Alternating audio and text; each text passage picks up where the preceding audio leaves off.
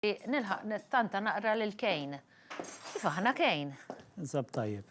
Inti l-ġurnata li jisna miftemin tkun nar ta' tlieta u jiena tradizzjonalment jiena ħabba għandi naqra rutina u tradizzjonalment nar ta' tlieta nsajjar, mhux kuljum insajjar tlieta nsajjar biss. Sawa. Allura meta tiġi dejjem ħassib xi ħaġa, issiba fil-bidu u titlaq bla ftit nassumi għaliex tibda tara jiġri. Mbagħad titlaq u spiċi tibqa' bl-idea li qed insajru. Nsellem lilek, Stef, nsellem l-tim kollu tiegħek u nsellem lit-telespettaturi wkoll. Kejn, sinonimu naħseb mal-Responsible Gaming Foundation, pero ta' minn ngħidu li l-fondazzjoni ovvjament aħna niltaqgħu miegħu darba f'xahar, pero x-xogħol tagħkom ma jaqafx 7 fil-ġimgħa għaliex il-bżonn hija dejjem hemm, jiġifieri mhijiex xajta. U meta persuna li mhux involuta ma jew mhijiex m'għandix lob tal-azzard f'ħajjitha b'xi mod jew ieħor, forsi ma tifhimx il-persuna kif tispiċċa, però hemm diversi stati u x'hekk ta' persuna illi taffaċċja fuq pol. X'inhuma dawn l-istati? Iva, x-xogħol tagħna ma jaqafx u believe it or not meta nkun mistieden għal intervista televiżivi huwa l-unika ħin fejn nistrieħ ftit. Mela nibdew nistidnuk iktar ta' spiss kejn. Iva, tajjeb qed tgħid, Stef, li l-lob tal-azzard jinvolvi stadji, jinvolvi 3 stadji. Għandek l-ewwel stadju fejn persuna dilettanta tal-lob tal-azzard li tajjeb li ngħidu hemm barra hemm ħafna dilettanti u hemm ħafna persuni li jilagħbu l-lob tal-azzard gambling bl-Ingliż b'mod responsabbli u kontrollat. U t-tir tagħna li aħna naslu sal-bieb ta' barra ta' dawn il-persuni bil-messaġġ tagħna li huwa importantissimu li jekk inti għandek għal qalbek tali attività li tkun konxju li tali attività tinkorpora magħha ċertu riski, importanti li inti tikkontrolla il-budget tiegħek u tikkontrolla il-ħin tiegħek li inti tqatta' tipprattika tali attività. U hemmhekk ma fiha xejn ħażin, l-importanti li jkollok b'mod responsabbli għadna ħerġin, Stef, mill-ġimgħa Ewropea dedikata għall-lob tal-azzard sikur. L-ewwel kellna l-ġimgħa tal-famuża Sigma fejn għandna operaturi tal-lob tal-azzard Ewropej dinjin li jiġu hawn Malta biex jagħmlu daqsxejn ta' networking bit-tama li jibbażaw l-uffiċini tagħhom hawn Malta. U mbagħad il-ġimgħa ta' wara interessanti għax inti toħloq dak is-sens ta' bilanċ għandek il-European Safer Gambling Week fejn ikun hemm dawk il-messaġġi tal-lob tal-azzard b'mod responsabbli u importanti kif dejjem ngħid li jkun hemm bilanċ. Ngħaddu għat-tieni stadju. It-tieni stadju fejn persuna tibda tipprattika l-attività u tibda tiżloq kemm xejn mill-kontrolli tagħha. Li tkun ġukatur problematiku ma jfissirx li inti għandek vizzju.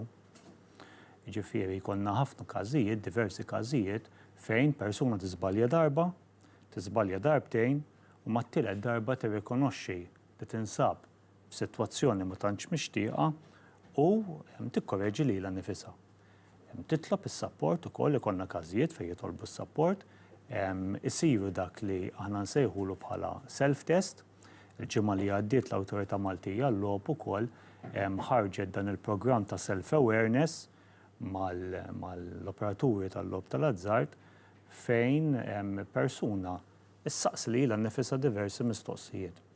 Jiena qiegħed nimxi mal-budget tiegħi, qiegħed nimxi mal-kontroll ta' ħin minħabba l-attività. Għadni nżomm attenzjoni fuq il-post tax-xogħol, nagħti każ tat-tfal tiegħi, tal-membri tal-familja tiegħi.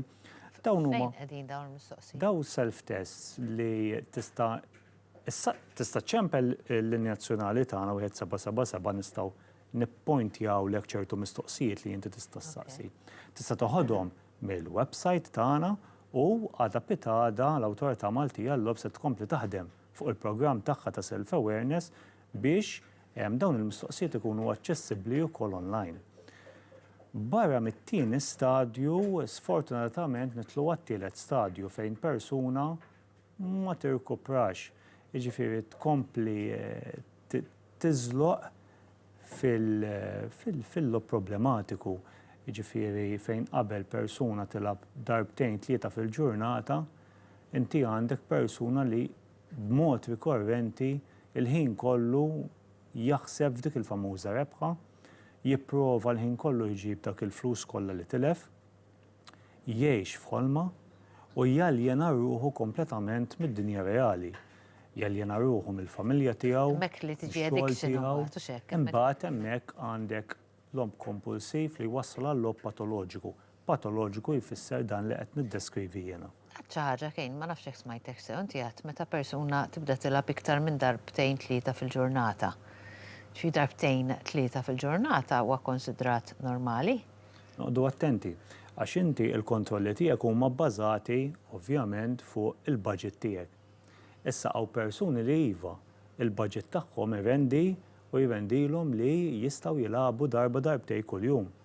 Persuna oħra l-budget tagħha jrendilha tilab darba darbtejn fix-xahar. Għalhekk għax darba darbtejn kuljum għalija diġà going over the top biex niftehmu. Kollox kollu jorbot mal-budget. Ġifieri l-importanza x'inhi, Steph, li inti Sekonda, sorry. Ok, mela jekk jiena miljonarju u neffordja illi nilab 10 darbiet kuljum. Allora ma nsirx addictek għax neffordja? Le, dik. Short addict? No, ħanejlek. Ejja ngħidu li qiegħed fit-tieni stadju. Li inti qed tilab b'mod rikorrenti. Imma timxi mal-budget tiegħek. Issa ikun hawn persuni li qegħdin f'relazzjoni pereżempju, darbtejn kuljum, 3 darbit kuljum. Forsi passabbli, persuni miż-żewġin u għandhom it-tfal. Passabbli, jiġifieri tittoqgħod attent li mhux bil-forsi jekk għandek budget tajjeb. Mhux il-flus li għamlek dik, all right, għax dik li xtaqt. Għaliex mhijiex naħsibx li għax inti ejja ngħidu forsi jkollok fażi fejn il-flus sejra tajjeb allura nbilli lab darbtejn 3 darbiet, anzi pjuttost. Ma mhux il-flus, il-fatt li inti għandek dik il-kilba kontinwa biex le ġifieri. Yes, u dik il-kilba hawn minnu kapaċi jikkontrolla.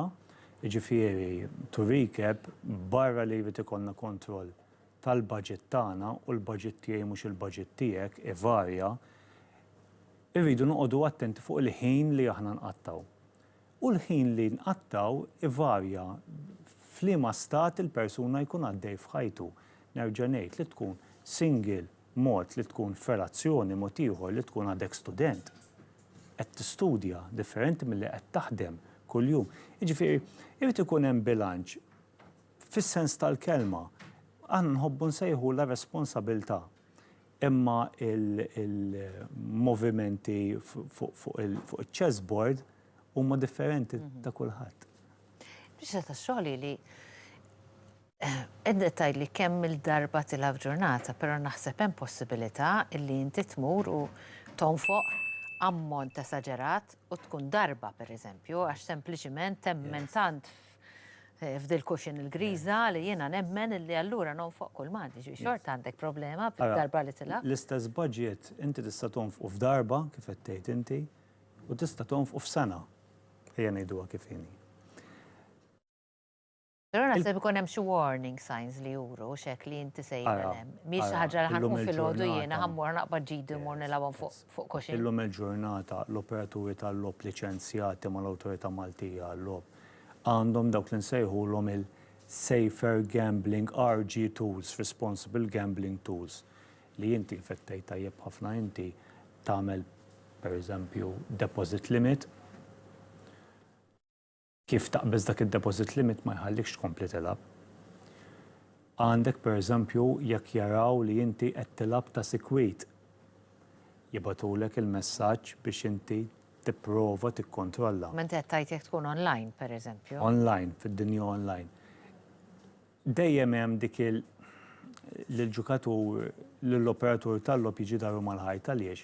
Għax jiena nista' pereżempju, ħanati eżempju, neskludi li nnifsi minn operatur tal-lob online partikolari.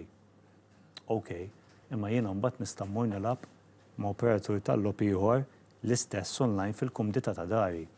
Allura dak li ħareġ interessanti ħafna mill-Safer Gambling Week tal-ġimgħa li għaddiet li tajjeb li niddiskutu l-possibilità li jkun hemm esklużjoni online across the board, across platforms.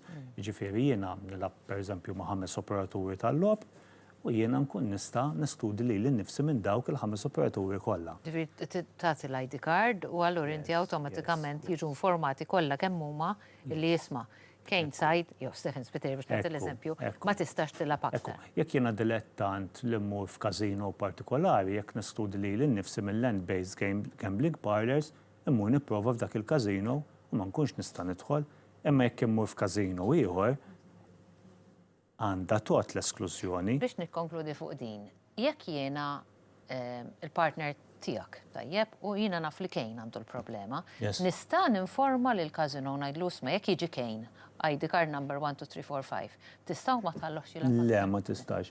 L-esklużjoni ssir minn dak il-persuna partikolari li jkun għaddej minn problematiċi. Ikonna każijiet fejn iċemplu fuq il-linja ta' support nazzjonali tagħna 1777 u jgħidulna il-maħbub tiegħi għandu l-vizzju. Kif niġu għall-appuntament, il-vizzju jitħallas, ma jitħassar, ma jitfaċċax. Allura importanti dejjem ngħid hemm żewġ pass importanti li l-persuna taċċetta li għaddejja minn vizzju u taċċetta li għandha bżonn is-support. U mbagħad iva għal xi xliet tista' tiġi għall-appuntament ta' support mal-maħbubin tiegħek ukoll.